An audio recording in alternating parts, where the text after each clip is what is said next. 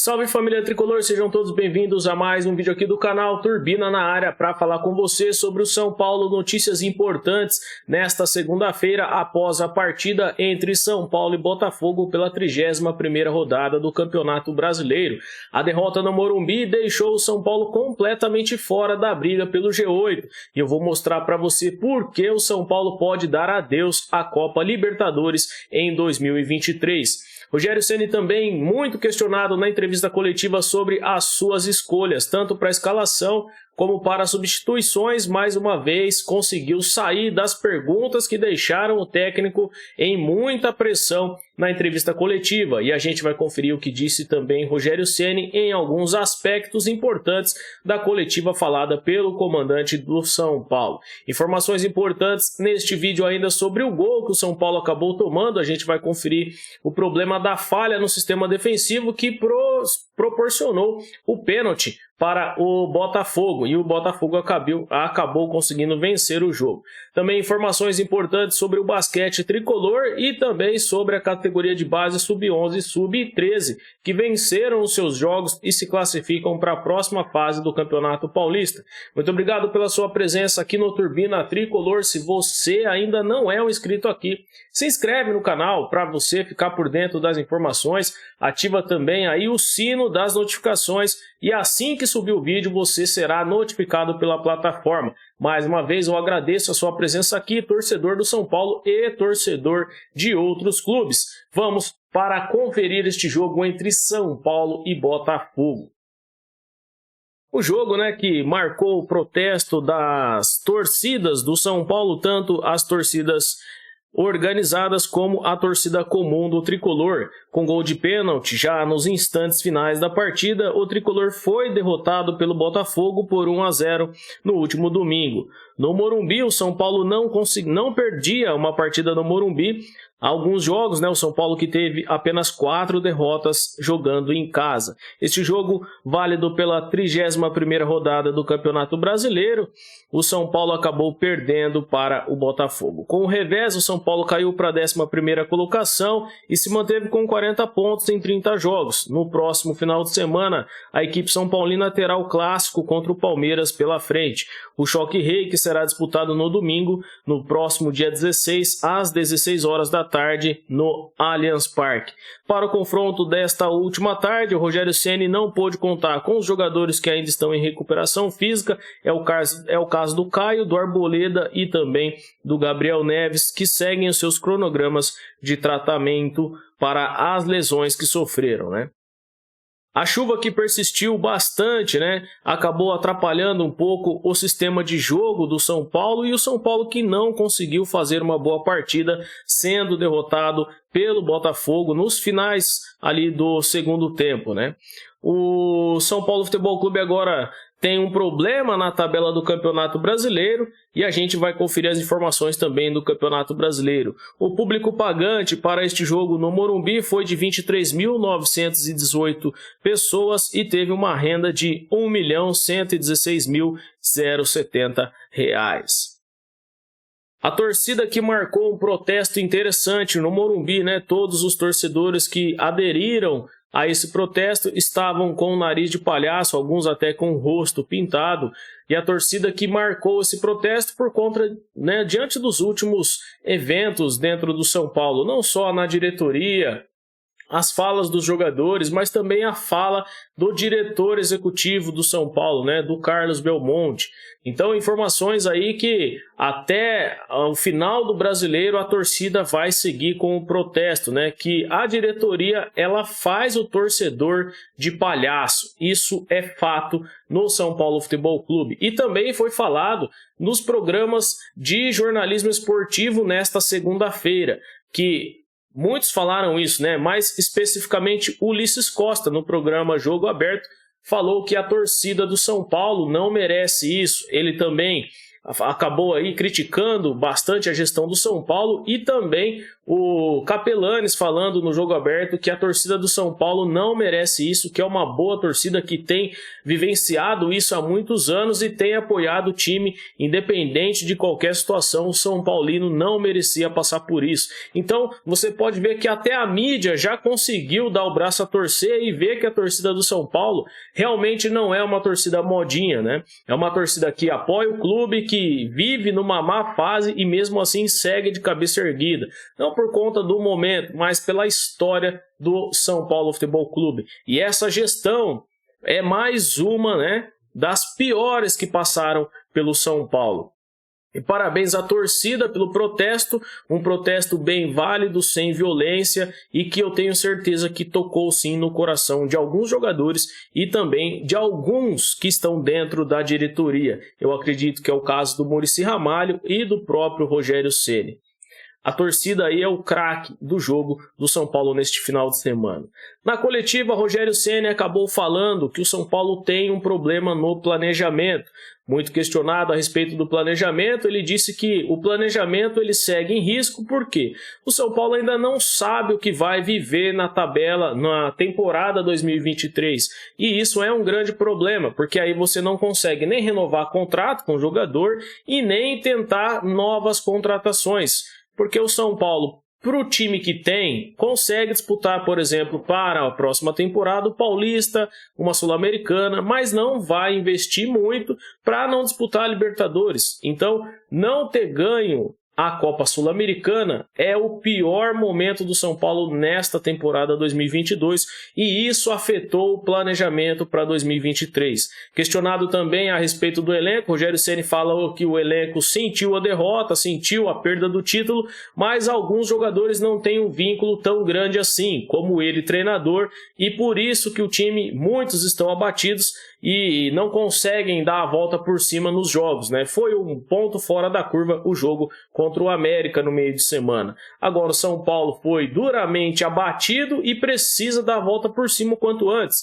Não dá para ficar lamentando o leite derramado, né? Porque ainda tem jogos importantes até o final do Campeonato Brasileiro. Também questionado a respeito de algumas opções sobre mudanças e escalações, Rogério Ceni disse que os jogadores conseguem a vaga para o jogo treinando. E durante o treinamento, ele disse que esses jogadores escolhidos por ele são os que treinam melhor, os que conseguem se adaptar ao sistema de jogo e ao modelo de jogo do Rogério. Então, Nahuel Bustos, Ferrarese, Galopo, André Anderson, todos esses caras que não jogam ou que entram um pouco depois ali, já quase no fim do jogo, não estão treinando bem. Foi o que o Rogério Ceni disse na coletiva. E fica nítido para nós que talvez o Rogério Ceni tenha alguns jogadores preferidos por ele. Isso pode ser um problema porque pode rachar o grupo e aí o São Paulo vai ficar cada vez pior, né? Isso se tratando desse ano, dessa temporada, né? Para 2023 a gente já não tem mais nenhuma esperança e nenhuma perspectiva de um time melhor. Gol do Botafogo, né? O gol do Botafogo surgiu de um lateral, né? Uma falha gigantesca da defesa do São Paulo, mal posicionada, e uma desatenção completa da defesa do São Paulo. E a gente vai mostrar aqui para você passo a passo aqui do problema aí do sistema defensivo do São Paulo e da fraca marcação de alguns jogadores, né? Então eu vou voltar aqui o vídeo e a gente vai conferir do início, né? Primeiro acontece um lateral, até então tudo bem, e a bola é jogada para dentro da área. E ali você observa que tem um jogador do Botafogo em condição irregular, que está ali mais próximo à linha da pequena área. E aí tem o Léo marcando o Tietê. Só que o zagueiro deixou o atacante tomar a frente, bem ali próximo à marca do pênalti e também à pequena área do São Paulo. É um erro crucial. O zagueiro deixar o atacante em condições legais de gol, tomar a frente dele. O Léo tinha que estar marcando o Tietê de frente e não de costas. E aí, se você perde o espaço numa disputa ali de bola para o Tietê, pode parar, meu amigo, porque o Tietê é muito magro, né? O Tietê não tem corpo nenhum. Então não dá para admitir que o Léo perdeu na marcação para o Tietê dentro da pequena área. E aí o Pablo Maia vai fazer o corte e não consegue fazer o corte. A bola acaba passando por cima, dando uma casquinha ali na cabeça dele, e o Miranda, que chega atrasado no corte também, a bola acaba passando por cima do Miranda e ele também não consegue fazer o corte. Isso tudo proporciona ao Tietê fazer o domínio da bola, a bola escapa, vai um pouco mais ali para o Felipe Alves, e aí o Léo, de uma forma juvenil, acaba puxando o jogador pelos dois ombros, né? E eu vou mostrar para você a outra imagem que mostra isso daí. E aí o jogador que estava em impedimento participa da jogada, o lance não consegue prosseguir porque o jogador participou, mas há o movimento do pênalti. Se o Léo não faz o pênalti, ia ser marcado o impedimento, e eu duvido que o Tietê ia conseguir alcançar aquela bola ali antes do Felipe Alves. Então, é mais um problema aí para a defesa do São Paulo. Do início novamente, a bola é jogada e a gente vai ver o lance aí do pênalti, né? Lá, o movimento do Léo puxando os dois ombros para trás e o jogador caindo, né? Então não tem como a gente tirar aí o mérito do Botafogo, mas o São Paulo praticamente deu um pênalti pro Botafogo e realmente, pessoal, foi pênalti, né? Não tem muito o que a gente falar aqui, realmente foi pênalti. O Léo não poderia ter feito aquilo ali, ó, com as duas mãos, ó, segurando a camisa, uma mão de um lado, a outra do outro, ó, ele faz o movimento jogando o jogador para trás. Se o Tietê cai para frente, de alguma forma tenta cavar o pênalti, dobrando a perna, não seria pênalti, mas como ele faz o movimento para trás, é em direção aonde foi a força ali excessiva na marcação. E aí o Felipe Alves, né, que praticamente pulou antes da bola sair e deixou o canto aberto para o atacante fazer ali a cobrança, né? Infelizmente o São Paulo é derrotado por 1-0 e agora segue longe da Libertadores, a vaga pelo G8, que dá pelo menos ali condições de disputar a pré-Libertadores. E o São Paulo nem vai conseguir chegar, talvez nem no G10 ali, porque a briga é muito grande e tem melhores clubes ali, melhores times ali na frente para disputar com o São Paulo. Para a gente ver aí os próximos jogos do Tricolor na tabela, o São Paulo visita o Palmeiras fora de casa, praticamente já um duelo perdido para o São Paulo. Provavelmente o Palmeiras vai vir aí com tudo para vencer este jogo e com certeza é um jogo perdido. O próprio Rogério já falou que vai ser difícil vencer o Palmeiras, né? No mínimo, o São Paulo precisa empatar esse jogo para ficar menos feio, né? Depois São Paulo recebe o Coritiba, que precisa vencer dentro de casa, e visita o Juventude, que é um time que está lá embaixo, né? Zona de rebaixamento, e o São Paulo tem total condição de vencer. Depois o São Paulo recebe o Atlético Goianiense, dois aí, ó, praticamente três que estão brigando por rebaixamento. Então o São Paulo não tem nem discussão aqui. O São Paulo tem que vencer esses três jogos, né?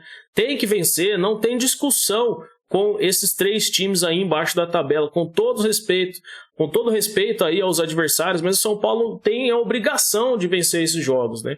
Depois com o Atlético Mineiro, é um jogo dentro de casa, mas contra uma boa equipe, e contra o Fluminense, fora de casa. O São Paulo nunca consegue vencer o Fluminense, é muito difícil o São Paulo vencer o Fluminense, ainda mais fora de casa.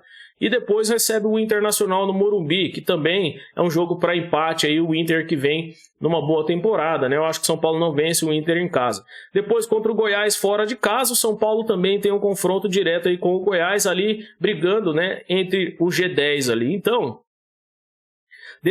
todos esses jogos aí, o São Paulo tem que fazer pelo menos 3 vitórias para conseguir se ver livre de uma vez por todas do rebaixamento, né?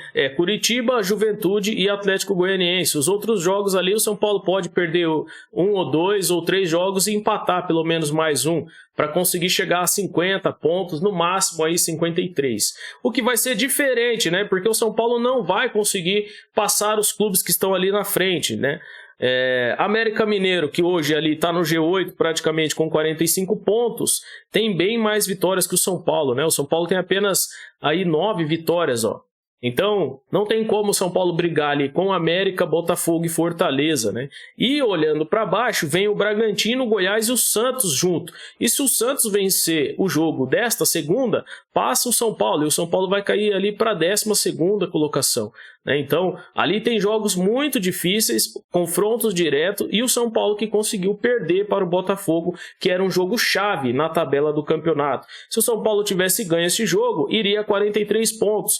Depois poderia, pelo menos, vencer mais uns 2, 3 ali no Morumbi, que joga em casa com clubes fáceis, como eu já mostrei aqui, e poderia brigar pelo G8 ali juntamente com o América Mineiro. Mas o São Paulo foi capaz de perder para o Botafogo e deu adeus aí à Copa Libertadores 2023.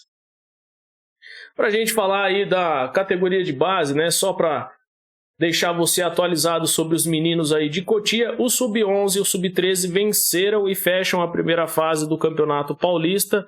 Mais uma vez, uma boa vitória aí da garotada da base. O Sub-11 fazendo 7-0 diante do SC Brasil em Cotia e o Sub-13 também vencendo o SC Brasil por 5-0. Agora voltam os próximos jogos da próxima fase do Campeonato Paulista nas categorias de base e o São Paulo segue muito bem na temporada. Sobre o basquete tricolor foi derrotado para o Franca. Infelizmente, foi até um jogo equilibrado, o São Paulo perde o primeiro jogo da final, né? Por 88-80, o São Paulo é derrotado no ginásio do Morumbi pela primeira partida da final do Campeonato Paulista. Os destaques da partida foram para a Miller 24 pontos, 5 rebotes e 1 assistência, para o Tirone 21 pontos, 4 rebotes e 2 assistências. Agora o segundo jogo, né, desta decisão acontecerá na próxima quarta-feira, no dia 12, às 19 horas, no ginásio Pedrocão, em Franca. O terceiro confronto, se for necessário, também acontecerá na casa do adversário na próxima quinta, às 19 horas. O São Paulo precisa vencer o segundo jogo aí, senão não consegue, né, a vaga aí, o terceiro jogo para final. Infelizmente, aí eu acredito que não vai ter como reverter, mas vamos torcer para o basquete aí conseguir ser campeão paulista. Essas foram as informações neste vídeo de repercussão. Muita crise no São Paulo Futebol Clube, uma crise interminável no São Paulo. Já faz aí pelo menos 10, 12 anos que o São Paulo vem nessa draga e a direção do São Paulo é a principal responsável, né? Não só o técnico, como os jogadores, mas também a direção que comanda o São Paulo Futebol Clube.